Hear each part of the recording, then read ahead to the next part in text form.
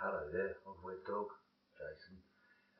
Bit of a different video this time, just because I was thinking about playing some cigar box guitar and posting some cigar box guitar, but I was kind of nervous to do that because it's something that not everybody enjoys, and I kind of was a bit nervous about it. And then I looked at my figures on the last video that I downloaded and thought, 5 likes, I might as well post what I want to post. So, just an introduction. I'm going to maybe sort of box them up together and kind of get it out of the way, maybe, or not. I don't know. I'll just wait and see, really, what I fancy doing. So, the Cigar Box Guitar, CBG. I'm not going to talk about its history and its origins because that's been done so much better by people like Shane Spill. And over here in the UK, we've got Chicken Bone John. In terms of famous players, you've got C6 Steve, Samantha Fish, the Reverend Peyton. I'd even go out on a limb and say sort of Left Lane Cruiser have got a little bit of a feel for that type of music. So really, I just want to talk about today my cigar box guitar. Now, firstly, I just want to say that you don't have to build your own. I know that's something that's very popular in today's cigar box guitar world, is to promote building your own, and I did mine, and I actually quite enjoyed doing it, and I kind of recommend it. But if you want to buy one, I would say that is easily as authentic. If you're worried about like the Bluesman authenticity of buying one, no, because people used to make them, they would make more than one, they would buy and trade them, on the backs of freight train with people they've met. It was to buy one is it's definitely, but be careful if you buy one. Make sure, I would recommend not getting them online. I'd recommend getting your hands on what you're buying and trying it out to see if it's for you first. And you should be paying cheap money. But really, this one box I got from the works for about £4. Neck I'm going to talk about a little bit later, but it was basically reused. The tuners I paid about, I don't know, £20 for maybe, and the other little bits I acquired here and there. If someone's charging like a couple of £100 for a cigar box guitar, it needs to have Fender parts in it, you know what I mean? This one's 3 strings, it's fretless, so for slide guitar, I would say one of the promotions, if you're interested in playing slide guitar, you get something like this. It's not only an incredibly cheap entry point, it's going to hone your skills. If you're already a player, it's going to introduce you to new things and new concepts. It's not just a question of you've got to try one because that makes you authentic. It's a question of really opening doors, and they're fun. They're so much fun to try and play. They're just great. And also, I have another one here. There we go. So I bought this one. I got this one from the works here in the UK. You can get them on Amazon as well. It's sort of smaller, but it's a great little travel one to take with you. They come with all 4 strings. I put a proper set of strings on there, and the tuners is the other half of the tuners I put on there. I give it a couple of coats of spray on yacht varnish just to toughen it up on me a little bit. And it's a lovely little thing. It's easy to take with you if you want to go on a holiday and take one. Also, just fun. Just honestly, they really are a fun little instrument. And for the money, at the very least, you can get one and put it on your wall, because they look good. But this fella, this is really what I wanted to talk about. So diddly bows, one-string diddly bows, and that sort of thing, and I wanted to give that a go. And I'm awful at woodwork, really bad at woodwork. And then I learned about the cigar box guitar through, I think, CB Gitty and Cigar Box Nation on YouTube.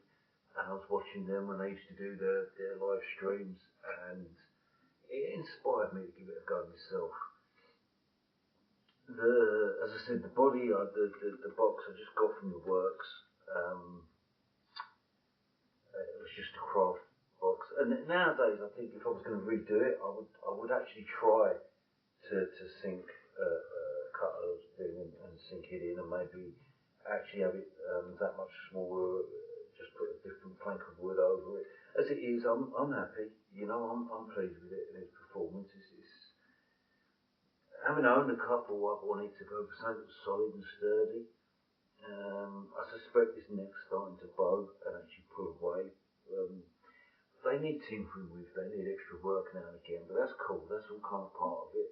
I had to change the bottom part, and I'd put the bridge too close to the ferrules where the strings come through, but again, it's nice. The real story is the neck. So I come from a really quite a rough part of North London called Edmonton, and I was working in the city though, and I met my wife. The interesting thing, when I first met my wife, she wasn't my wife, so that was strange. And we met, we got together, and I think I took her back to mine first, and then she took me back to hers, which was in Essex. So I had to get on the train, and that was a scary, scary train ride out into the country. My parents had kind of, my dad, fisherman, he used to take me out fishing, and we used to go sort of country type places, but generally only on the outskirts of London. So when I got on this train to Essex, it was a scary old ride, and I got right out to where my wife was going to meet me, and she met me. We went back to her place, and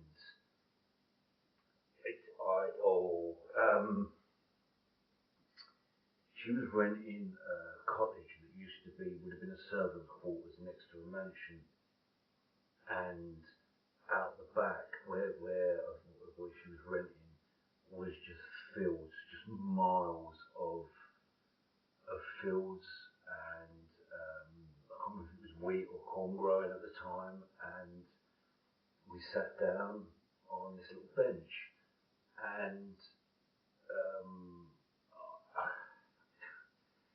I felt kind of ashamed having taken her back to see where I was living compared to this, but at the same time it was just so relaxing and beautiful. And then when I used to go and visit her, we used to go and sit on the bench because it was sort of coming into summertime, and we would sit there. We met in April, but it was coming into summertime. We used to go and sit out there, and when we moved, we got a place together. We moved here, and we brought the bench with us, and eventually, it gave up the ghost. It was gone, and that was the bench that I used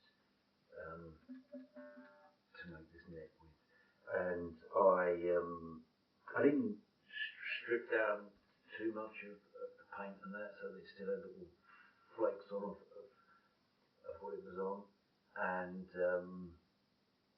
so it has a significance. It has a meaning, you know. Got a little pipe fishing lure on there, and a little goblin fella on there. And they sort of remember them fingerboards from when you was a kid in the 70s. Hey! Little sticker, little bits and pieces. I just put small holes in it. Probably should have been bigger, maybe. A really awful piezo pickup in there, which is why the sound quality on this is pretty bad. But it's a beautiful thing. You just can't help but enjoy spending your time playing them. So I'm going to post a couple of videos of me playing this fella, and maybe even that one. And then as time goes on, I'd like to play a little harmonica as well, and we'll just see.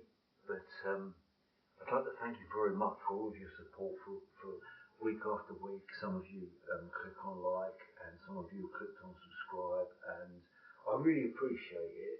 This is just sort of a vanity project, really. I don't think that I'm particularly any good. I'm not doing this thinking I'm going to make money or that I'm going to be famous. I just do it because it's enjoyable, and I'm kind of frightened of playing live, so I have done in the past. I found it more stressful. I loved doing it while I was doing it, but I just found it scary. The build up to it was hmm. So this is a lovely little outlet. It's a nice little place for me. I appreciate it, and I'm so grateful that none of you so far have been unpleasant or clicked on the thumbs down, and so I thank you all very much. Obviously, I've got to say, please click on the thumbs up, please click on the like, please subscribe. Um, if you want to leave a comment, that'd be beautiful. Share if you can on different medias. And please don't just click on the like on Facebook when I share it on my Facebook. Click on the like on YouTube, because that way I get to see that this video is popular or that one isn't. As I say, I suspect this one's not going to be popular at all, but sometimes you just got to do it, haven't you? So thank you for listening, and you take care of yourself.